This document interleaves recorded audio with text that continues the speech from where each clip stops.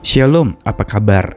Dimanapun kita berada, saya percaya bahwa sabda Tuhan selalu ingin menghampiri hidup kita, dan dari situlah kita memperoleh kekuatan. Karena itu saya Nikolas Kurniawan kembali menyapa lagi dalam sabda Tuhan yang menyapa hari ini. Sapa hari ini. Dan hari ini kita mau bersama-sama merenungkan tentang satu hal, yaitu hidup enak atau hidup yang serba enak.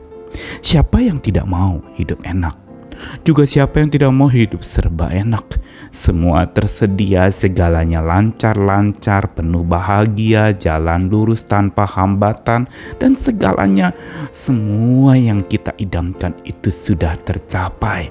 Dan kita akan menganggap bahwa hidup itu adalah sebuah hidup yang kita idam-idamkan. Namun tahukah rekan-rekan sekalian bahwa saat dimana kita sampai kepada satu titik hidup yang penuh damba yang kita idamkan itu terjadi dalam hidup kita. Ada kenyamanan dan kebahagiaan, ada sesuatu yang sangat enak dan kita sangat menikmati. Hati-hati justru. Karena seringkali justru di balik segala yang kita inginkan untuk hidup serba enak, untuk hidup yang serba tersedia, bahkan hidup yang mewah, di balik itu ada titik bahayanya.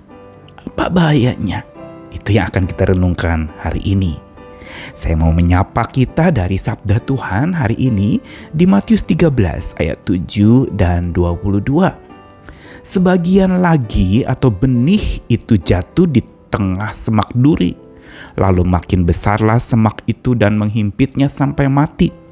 Yang ditaburkan di tengah semak duri ialah orang yang mendengar firman itu, lalu kekhawatiran dunia ini dan tipu daya kekayaan menghimpit firman itu sehingga tidak berbuah.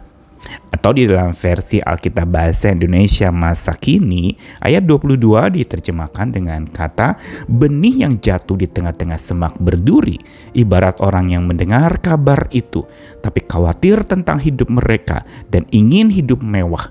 Karena itu kabar dari Allah terhimpit dalam hati mereka sehingga tidak berbuah. Bagian ini yang tadi saya bacakan Matius 13 merupakan sebuah kisah perumpamaan Yesus yang menegur banyak orang pada waktu itu berkaitan dengan penerimaan terhadap sabda Tuhan.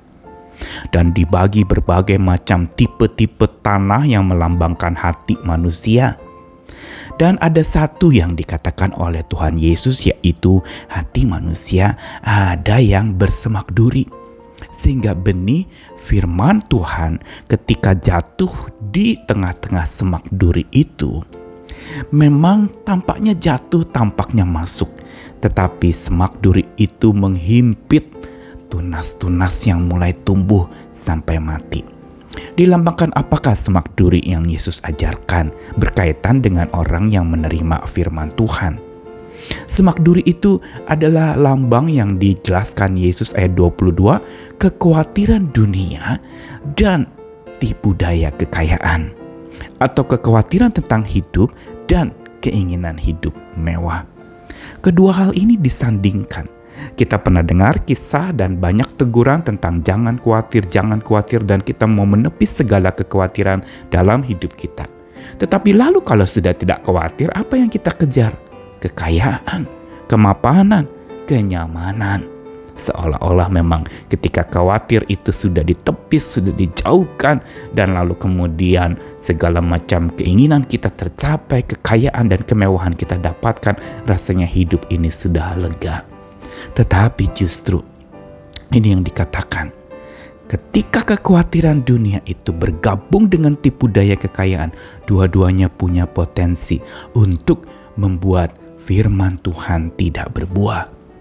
Kenapa gambaran semak duri itu jelas sekali kalau benih yang ditabur itu bisa berupa butir-butir kecil, dia akan nyangkut di semak duri itu. Dia tidak sampai ke tanah di dasar bawah semak duri itu sehingga bisa mengakar, bertumbuh dan berbuah. Semak duri itu tampaknya memang sesuatu yang penuh dengan dinamika, ada duri-duri di sana dan itu lambang kekhawatiran, tapi sekaligus juga lambang tipu daya kekayaan. Bukankah pohon semak duri termasuk pohon yang mengandung sebuah keindahan? Ada sesuatu yang tampak menarik, contohnya mawar berduri.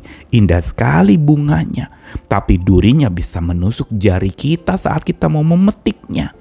Dan itulah kekayaan, itulah hidup mewah, dan itulah hidup enak yang kita dambakan. Tetapi di balik itu mengandung tipu daya. Dan ini yang mau diingatkan kepada setiap kita untuk supaya apa? Supaya hati-hati dengan hidup enak dan segala yang kita inginkan serba enak. Karena itu bisa menjebak kita. Kita bisa terjebak ketika sudah sampai pada titik semua serba enak. Kita menjadi lemah lunglai, malas karena segala macam kemajuan, kemapanan seringkali menyebabkan kemalasan. Dan ini justru menjadi catatan penting dan perlu kita garis bawahi. Karena hidup enak bisa menjebak dan bukan menjebak saja. Dia punya tipu daya yang membuat kita lalu terlelap, nyenyak tidur kita sampai kita pikir semua udah beres, buat apa sih banyak pikir, saya jadi gak bisa tidur. Tapi sekarang ketika pikiran sudah baik-baik, saya tidur nyaman tapi akhirnya tidurnya kebablasan, gak bangun-bangun, lelap di dalam nyenyak kita.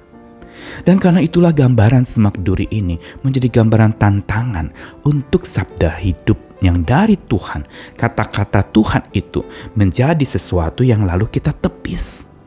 Kita mungkin mendengar banyak firman Tuhan, kita mungkin mendengar sabda Tuhan, didengarkan banyak-banyak, tetapi tidak pernah berbuah banyak. Kenapa? Karena nyangkut di semak duri kita, nyangkut di khawatir dan keinginan untuk supaya kita menjadi kaya atau hidup mewah.